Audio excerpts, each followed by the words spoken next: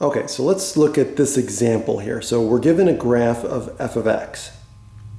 And what they're asking you to do is, using this graph or sketch the graph of the derivative function. So now, what do we see here? This is f of x. So remember, the derivative function represents the slope of the tangent line. So if we start from the left, back over by -4, and we see that the slope of the tangent line, since the line decreases, right? So the slope is negative. So the slope is going to be negative from negative infinity, based on the graph, negative infinity to -2. Okay? Slope is negative, right?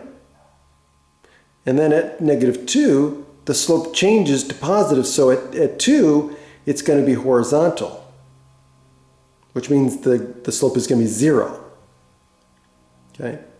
And then from -2 up to +3, the slope is now positive, right? The function is increasing, which means the slope of the tangent line from anywhere from x equals -2 to x equals 3 is going to have a positive value.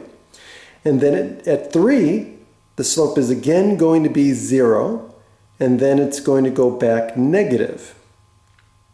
Okay? And it's going to stay negative after x equal to 3. Okay, so now let's write that down. So on the interval from -infinity to -4, the slope is negative.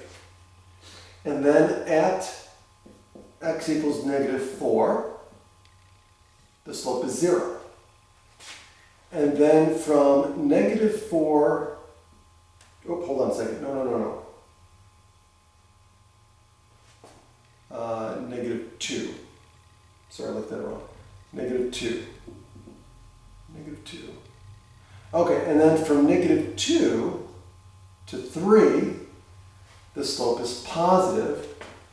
And then at x equals 3, the slope is 0 again. And then from 3 to +infinity, the slope is negative. Okay, so now with that information, let's sketch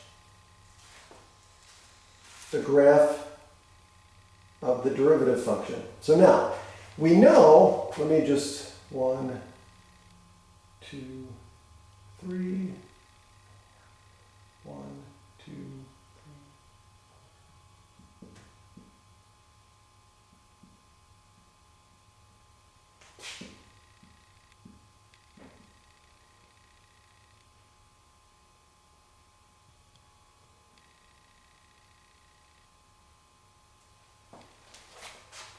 Okay, now,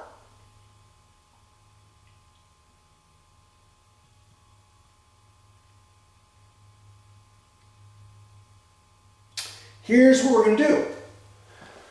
So we know from the slope here that on this interval it's below the x-axis, and then it crosses at -2, and then it's above the x-axis on this interval, and then it crosses the x-axis on this interval. So somewhere from here to here, it has to change direction, right? Because if it's above the x-axis, it can't go below the x-axis unless it crosses again, right? So we know it crosses here and here. So in between here, it has to change direction, okay?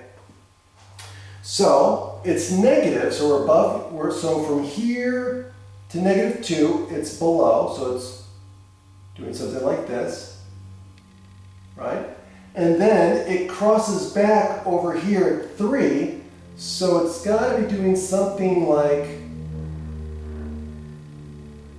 that, right? It's got to change, right? And then from 3 and on, it's below the x-axis again. So it looks like it's a parabola where the vertex is somewhere over there, right, maybe.